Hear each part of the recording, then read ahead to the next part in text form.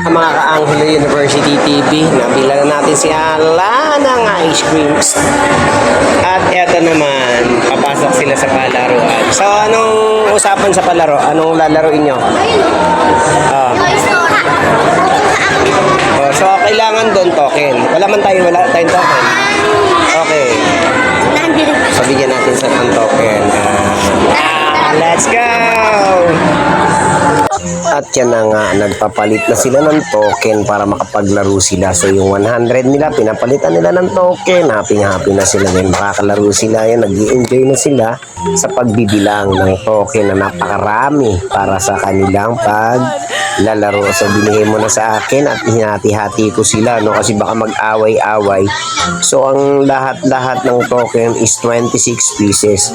Binigyan ko sila ng tig 10 pieces para hindi sila maglamangan. So sa akin yung 6 ko, yun ang pang-video okay ko. Yung sa kanila, yan, bili sila ng token para makapaglaro sila ng iba't ibang games. At ayan na nga, enjoy silang lahat sa kanilang mga ginagawa. Kung ano-anong ginagawa, talagang happy sila. Makikita mo yung kasiyahan nila sa kanilang mga ngiti at sa kanilang mga body movement. Dahil nga sa nag-i-enjoy sila, patuloy silang naglalaro at ako nakabantay sa kanila habang nakarecord ng aking song nakakantahin doon sa video okay. So sila patuloy lang ang paglalaro nila. Happy sila talaga. Napakasaya naman talaga ng mga bata pagka ganito ang lagi nilang ginagawa, no? So syempre, na-excite sila kasi nga bihira lang naman mangyari sa kanila itong mga ganitong bagay. Kasi nga kagaya nung nasabi ko sa inyo, 10 days ako sa Davao. So pag uwi ko talagang naglambing yung mga bata na ipasyal ko rin naman kahit papano makapaglaro at makapag-enjoy sila dahil sa tagal nila sa loob ng tahanan namin, hindi sila nakagala-gala. Ito yung pagkakataon na makagala sila. Nakasama ako na naglalaro sa mall.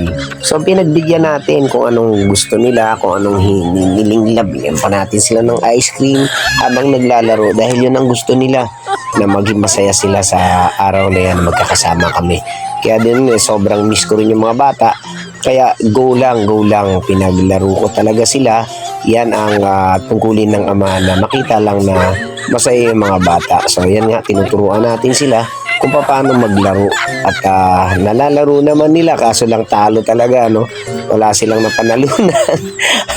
Wala namang mananalo yan dahil puro laro lang naman talaga yan dyan. Kaya lang talagang masaya. Ang pinakapanalo ron yung nakikita mong masaya sila. At yun, nagsushoot sila, ang galing. Tinan mo yung shooting nila. Para silang mga player talaga. Grabe. Kung bumato ng bola, akala mo, tinan mo yung ate, shoot. Talagang mga hustler na rin kung tumira, grabe. Yan ang gusto ko sa kanila, yung masaya silang nagbabanding dalawa, naglalaro sila, nagbabasketball. So yun yung happiness nila. So nakikita ko masaya, nakakaluha nga kasi syempre ang tagal ko silang hindi nakasama. Nandun lang ako sa Davao.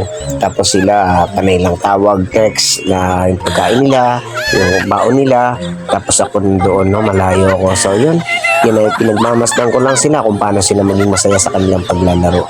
Yan ang kasiyahan ko, ang makita kong masaya mga anak ko. Napakasaya ng puso ko. Kaya sige lang mga anak, mag-enjoy kayo. Kasi syempre, magpapasalamat din tayo sa ating mga supporter. Thank you guys! At yan, ito na naman ang kanilang ginagawa. Lalaro ng pa-andar-andar na yan. Pero okay lang yan. At least masaya sila. So napaka-enjoy.